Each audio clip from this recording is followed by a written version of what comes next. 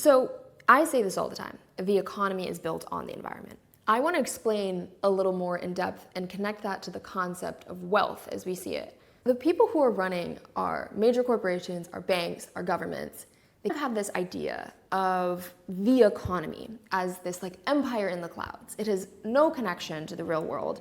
The things that used to be foundational to our definition of what wealth is, food, shelter, having the tools you need to survive, are really becoming secondary. And these derivatives that we've layered on top of them, stocks, bonds, are now seen as the prize. All the economic models that we're using right now for how we structure trade and supply chains and GDP growth operate with the assumption that you can take as many natural resources as you want from the earth, infinite, it's free, and it's always going to be profitable. Let's say that you and I own shares in a mining company. Our shares are worth $1 million. And I'm allowed to use the value of that $1 million. I can borrow against it, and I can go buy a house, I can start another business, whatever. Tomorrow, the mine collapses. The value of what we own has gone to zero. Our shares no longer exist. What we had was a claim on that form of wealth that is a natural resource. We did not hold wealth itself. So when we look at our natural resource base, the things that make life go, fresh water, rich soils to grow crops in, that is what I call primary wealth. It is the foundation of all wealth. Secondary wealth is what we can make out of those natural resources. Iron ore becomes steel. Trees turn to lumber. Rich soil becomes dinner on the table. Tertiary wealth is all of these paper and digital abstractions that we're layering on top of the other two. But it is not wealth itself. It is a claim to wealth. It has no intrinsic value if the natural resources are not there. If we've already cut down 40% of the world's forests, and most of that happened in the last 100 years, what is going to be left for our grandchildren? We have so severely overfished the world's oceans. By 2050, seafood won't even be an option. It's a real crisis, and no one is talking about it.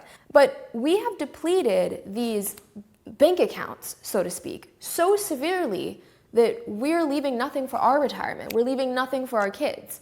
They're going to be poor if we don't start saving something for them. This overfishing thing, this is a very important thing I'll probably talk about a lot.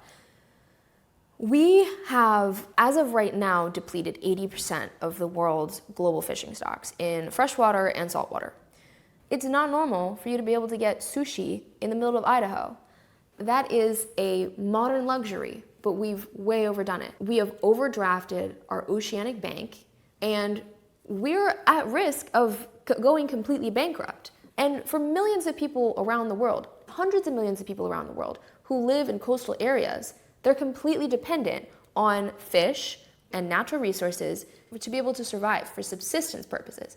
All of those people are going to have their way of life completely altered forever, and you won't be able to get sushi in Idaho. We don't have to sign up for that future. We absolutely don't. Economic activity is not a bad thing. We all need jobs. We absolutely need a ton of innovation to get ourselves out of this mess. But if we don't start treating natural resources, treating the earth, treating ecosystems like the bank account, then we're setting ourselves up for years and years of ecological debt. And it's going to be a lower quality of life for you and me. It's up to us to change how we teach economics and change how we run businesses from the ground up, because change never happens top down. It absolutely has to be everyday people agreeing on this through line and moving into institutions and changing it from the top up. But these are not unsolvable problems by any means. We can't just throw our hands up and, keep charging more stuff to the credit card and let the interest rate rack up more. If we are redefining wealth in this way, you can't not see the fact that the economy, it's cannibalizing the very foundation it depends on. Extracting natural resources to artificially inflate tertiary wealth, to have more stocks, to have more cash. It is like burning the furniture to keep the house warm. So we're not generating wealth with the way that we're structuring our economy right now. We are literally consuming it. It does not have to be this way. Economic activity is not inherently a bad thing. We need trade, we need creativity, we need labor, we need innovation.